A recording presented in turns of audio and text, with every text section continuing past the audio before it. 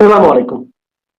প্রিয় দর্শক, অন্য মঞ্চের আলাপচারিতায় আপনাদের সকলকে আমন্ত্রণ। নেত্রীর একটি নির্দেশ আমার কাছে এসে পৌঁছেছে বলে আমি তড়িঘড়ি এই ভিডিওটা করতে বসলাম। নির্দেশটি হচ্ছে, এটা আপনাদের প্রতি। এই যে অবৈধভাবে যত গ্রেপ্তারি হয়েছে, কোন জেলে আওয়ামী লীগের কত নেতা কর্মী বন্দী আছেন মিথ্যে মামলায়, এগুলো একটুখানি আপনারা, দেশের মানুষ, আওয়ামী লীগের মানুষ, আপনারা একটা তালিকা করে আমার কাছে পাঠিয়ে দেবেন। আমি আমার এই টেলিগ্রামের নাম্বার আবার আপনাদের কাছে আমি দিয়ে দিচ্ছি। এইগুলো আমাকে নেত্রীর কাছে পাঠাতে হবে লোক মারফত। আপনারা সবাই জানেন নেত্রীর সঙ্গে আমার কোনো ব্যক্তিগত যোগাযোগ নেই, আমাকে থার্ড পার্টি হয়ে যেতে হয়, ফলে একটু সময় লাগবে। হয় এদেরকে বিনা শর্তে জামিন দিতে হবে, অথবা ভারতীয় ফৌজ কি করে এদের বার করতে হয় সেটা খুব ভালো করে জানে। ভারতীয় ফৌজ চায় না এদেরকে, ভারতীয় ফৌজ চায় না ভারতবর্ষের সীমানা ডিঙিয়ে ঢাকার মধ্যে প্রবেশ করে বিভিন্ন শহরে ঢুকে জেল থেকে তাদেরকে বার করুক। কিন্তু এই সরকার, এই অপদার্থ সরকার, প্রতিহিংসামূলক সরকার, এ তো উচ্ছেদ হবে। যদিও বা একটু মাপ পায়, এই মাপ পাওয়ার জন্য তাদেরকে যেটা করতে হবে সেটা হচ্ছে এই আসিফ নজরুল অ্যান্ড গ্যাং, তাদের প্রত্যেককে নির্দেশ করে বলছি আমি, অবিলম্বে এদের যদি জামিনের ব্যবস্থা না করা হয়, তাহলে এর শেষ কিন্তু ভারত দেখে ছাড়বে। আমি সবাইকে চিনি না। কয়েকদিন আগে, বেশ কিছুদিন আগে থেকে তো আপনারা জানেন যে আমাদের সাংবাদিক মঞ্জুর আলম পান্না, কলিমুল্লাহ স্যার এবং আরো অনেকে গ্রেপ্তার হয়ে রয়েছেন। অনেক পরিচিত আছেন, অপরিচিত আছেন, আমি তো সবাইকে চিনি না।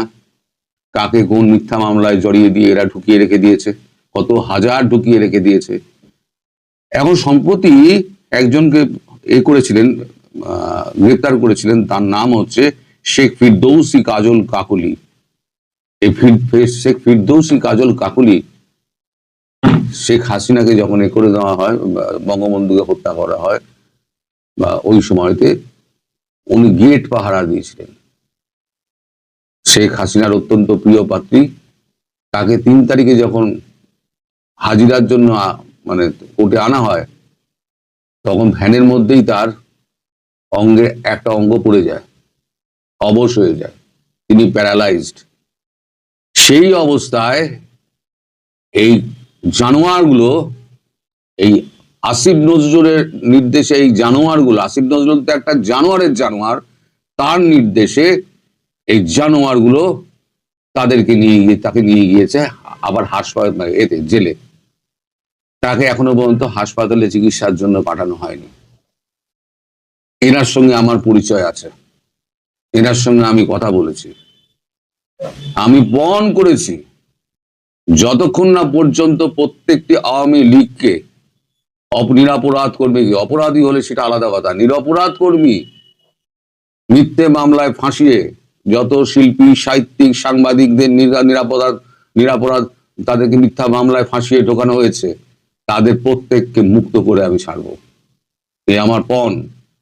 হয় ভালোই ভালোই এদের ছেড়ে দিন, এটাকে হুমকি বলে ভাববেন না, একদম একদম হুমকি বলে ভাববেন না। এটা হচ্ছে সতর্কবাণী, যেটা ভালো করে কান দিয়ে আসিফ নজরুল, ইউনূস সাহেব, আপনারা ভালো করে শুনে নিন। খুব বেশি দিন আপনাদের আর ওয়েট করতে হবে না। এই যে অবস্থা আপনারা যেটা করেছেন না, তার 4 গুণ ভোগান্তি আপনাদের ভুগতে হবে। আপনারা কোথাও পালাতে পারবেন না, সব রাস্তা বন্ধ। আমি গ্যারান্টি দিয়ে বলছি, আপনাদের হাতে যদি বিদেশি পাসপোর্টও থাকে, আপনাদের ভারতবর্ষ আটকে দেবে।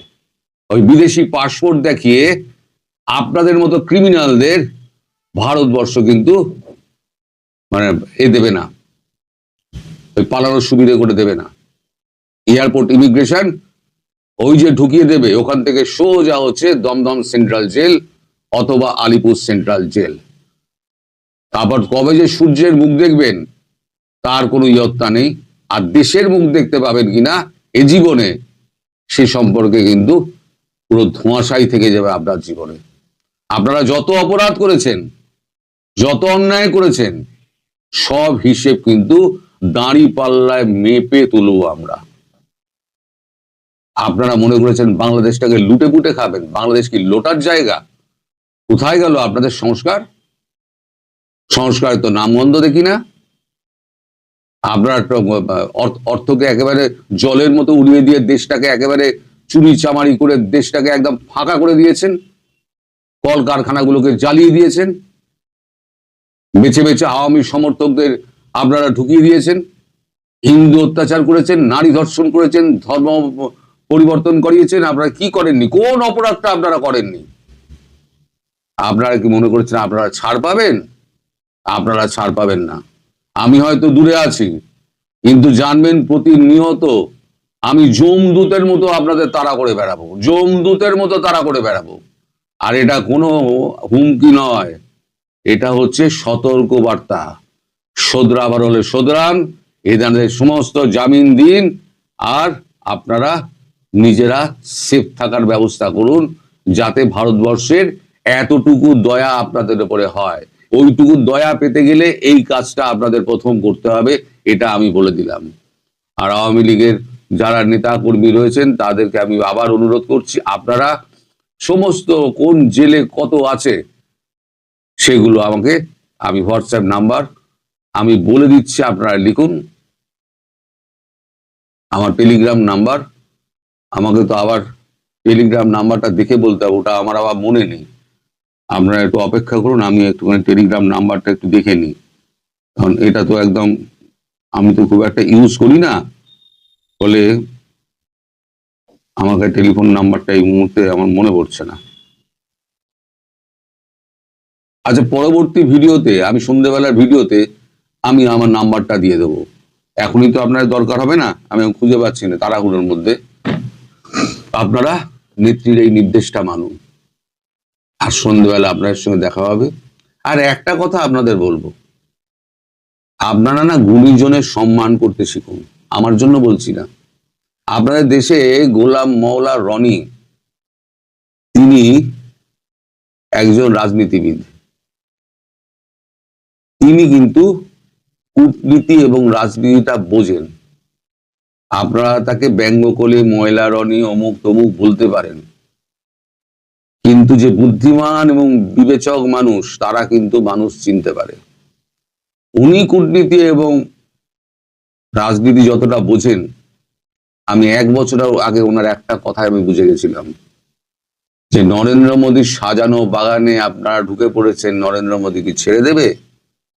অনেকেই তার কমেন্ট বক্সে দেখেছিলাম অনেক কথা লিখেছেন, ময়লা রনি অনেক কথা লিখেছেন, আবল তাবল বকে অমুক তমুক।